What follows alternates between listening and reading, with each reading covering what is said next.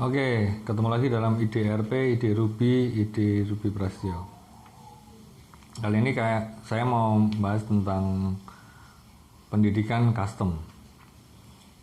Kenapa pendidikan custom? Karena setiap manusia adalah individu yang berbeda. Bahkan yang kembar identik pun pasti punya perbedaan. Dan dari situlah kenapa pendidikan harus custom.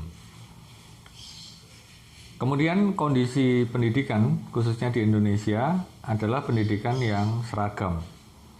Masuk dari PAUD, pendidikan anak usia dini atau kelompok bermain. Terus kemudian naik ke taman kanak-kanak, TK, naik ke SD, sekolah dasar, naik ke SMP, sekolah menengah pertama, naik ke sekolah menengah umum atau SMK. Kemudian nanti kuliah. Nah, itu adalah jalur pendidikan yang formal, yang biasa, yang mainstream. Dan apakah itu selalu sesuai dengan pendidikan anak-anak kita? Nah, itu tergantung. Jawabannya tidak ada yang pasti di sini.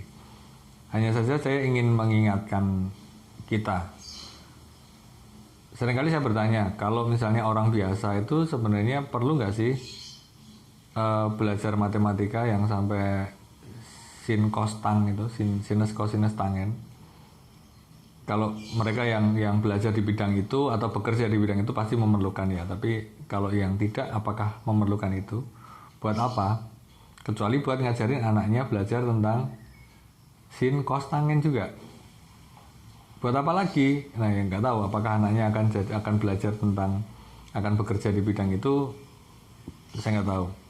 Terus kemudian rumus-rumus kimia, oksigen, hidrogen, kayak gitu ya. Nah, apakah itu diperlukan dalam kehidupan? Kalau nggak tahu itu gimana itu ya. Nah, saya cuma ingin mengingatkan kita bahwa sebenarnya ada banyak hal yang tidak perlu dipelajari, yang akhirnya dipelajari di sekolah formal itu. Apakah itu sia-sia? Enggak juga. Tapi apakah itu berguna? Nah, silahkan dijawab sendiri. Nah, kenapa anak-anak perlu pendidikan yang custom? Karena anak-anak ini unik, kembali seperti tadi saya bilang ya. Dan pendidikan di Indonesia masih terlalu seragam. Kemudian apa alternatifnya? Apa solusinya? Ada satu jalan lain yang menurut saya ini perlu menjadi pemikiran. Jadi saya ingin membuka wawasan bagi teman-teman, khususnya orang tua yang punya anak-anak sedang dipersiapkan untuk bersekolah atau mungkin juga sedang bersekolah. Ada yang namanya homeschooling. Nah, homeschooling itu apa? Homeschooling itu bukan terus ada sekolah kemudian homeschooling, kurikulumnya bebas ya gitu. Sebenarnya bukan itu. Dari asal katanya homeschooling atau home education gitu ya, itu kan dari rumah, asalnya dari rumah. Keluarga itu, home itu mempunyai kesepakatan untuk membentuk jalur pendidikan yang berbeda. Nah, sehingga anak-anak diajarkan sesuai dengan harapan si anak satu, dan juga kemampuan orang tua dalam memberikan pendidikan. Nah, hanya itu saja sebenarnya. Nah, setelah itu kemudian pasti kita berpikir, nanti kalau anaknya mau kuliah gimana? Kalau anaknya mau mendaftar bekerja bagaimana? Nah, memang homeschooling ini bukan berarti punya ijazah gitu ya, bukan hanya mencari ijazah. Artinya kalau misalnya SMA, punya ijazah SMA, kerja di mana gitu ya. Kalau homeschooling memang ujungnya bukan ijazah, walaupun ijazah itu bisa didapatkan. Nah, ijazah bisa didapatkan dengan bergabung ke PKBM, Pusat Kegiatan Belajar Masyarakat. Nah, di situ PKBM akan menyelenggarakan paket pendidikan, paket A untuk setara SD, paket B setara SMP, dan paket C setara SMA. Nah, dari situlah kita mendapatkan ijazahnya. Formalnya begitu, jadi nanti setelah SMA akan bisa melanjutkan kuliah dengan ijazah paket C tadi.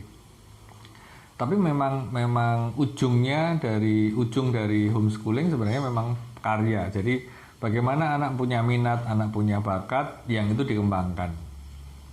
Sehingga anak mempelajari hal-hal yang memang dia perlukan, yang memang dia minati. Kalau sekolah pada umumnya kan kita nggak ngerti apa-apa, kemudian masuk ke SD, diajarin pelajaran 1, 2, 3, 4, naik kelas 2, naik kelas 3, dan seterusnya sampai ujian. Kemudian sampai ke situ naik ke SMP mau milih apa, nggak ada pilihan, ya udah ada paketnya itu. Sampai ke SMA, mending kalau SMK ya, SMK mungkin lebih menjurus pada keterampilan yang dibutuhkan. Nah, SMA ya udah dapat paketan itu, cuman ada penjurusannya, di SMA sudah ada. Penjurusannya nanti ada IPA, IPS, bahasa, setahu saya itu. Nah, dari situ anak tidak punya pilihan sampai dia kuliah. Sampai di kuliah pun akhirnya pilihannya juga udah fakultas apa, jurusan apa, mata pelajarannya, mata kuliahnya itu. Tidak ada opsi lain. Mending lah sekarang ini ada Merdeka Belajar yang digagas dari Kementerian Pendidikan gitu ya. Itu menurut saya itu jauh lebih baik. Artinya sebenarnya yang nggak homeschooling pun, yang pakai jalur formal pun sebenarnya punya kesempatan untuk mengakses hal-hal lain yang diminati, hal-hal lain yang sesuai dengan kebutuhan dari si peserta didik, si anak ini tadi. Nah, saya mengapresiasi sekali Merdeka Belajar ini. Tapi kembali pada homeschooling, bagaimana sesungguhnya hakikat pendidikan itu keluarga yang menentukan, keluarga yang memutuskan anak ini mau ngapain, anak ini mau belajar apa saja, dan si anak juga sama. Dia punya bakat apa, punya kemampuan apa, mau ngapain ke depannya, sehingga masa-masa kanak-kanak tidak terbelenggu dengan pekerjaan rumah, dengan tugas-tugas, bahkan dengan pelajaran-pelajaran yang entah nanti diperlukan atau tidak ke depannya. Itu hal yang menurut saya perlu membagi ini bagi teman-teman yang memerlukan alternatif untuk anaknya lebih leluasa menjalani hidup kekanak-kanakannya, bahkan mungkin sampai masa remajanya. Nah, nanti kalau misalnya mau kuliah ya bisa saja kuliah. Pertanyaan terbesar yang ingin saya bahas di sini adalah sosialisasinya bagaimana. Bicara tentang sosialisasi, kalau saya sih mungkin saya memang termasuk orang yang individualis gitu ya, tidak banyak teman. Tapi menurut saya juga pertemanan itu kan bisa diciptakan dimanapun. Kalau dia homeschooling bukan berarti dia terisolir dari lingkungan. Dia masih bisa punya teman di tetangga-tetangganya, terus kemudian melebar lagi mungkin di tempat les, di tempat bersosialisasi, di tempat ibadah mungkin, dan lain sebagainya. Menurut saya orang tidak akan kekurangan teman dalam hidup ini asalkan dia mau bersosialisasi. Dan bagaimana bentuk sosialisasinya, tentu saja orang tuanya yang juga harus membuat anak ini bersosialisasi. Selain dengan orang-orang di luar, sebenarnya di internal juga ada kan, saudara-saudara, sepupu dan seterusnya. Nah, di situ juga sebenarnya sosialisasi bisa tercipta. Nah, saya rasa itu yang saya sampaikan kali ini. Semoga menambah wawasan bagi teman-teman yang akan mengcustom pendidikan bagi anak-anaknya.